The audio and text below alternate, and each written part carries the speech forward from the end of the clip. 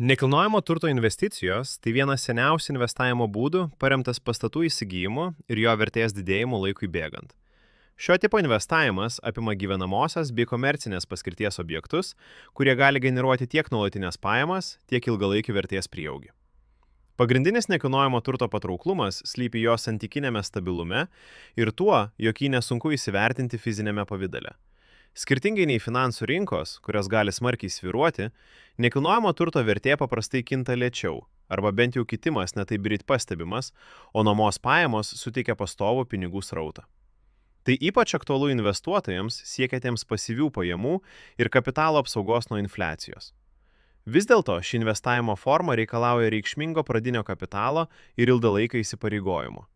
Svarbu įvertinti ne tik objekto kainą, bet ir papildomas išlaidas – priežiūrą, mokesčius, galimus remontus ar laikotarpius be nuomininkų. Taip pat didelę įtaką turi vieta, ekonominės sąlygos ir rinkos paklausa. Nekilnojamo turto investicijos gali būti tiesioginės arba netiesioginės, pavyzdžiui per fondus ar bendroves, leidžiančias dalyvauti rinkoje su mažesniu kapitalu. Tai suteikia lankstumo ir galimybę diversifikuoti portfelį.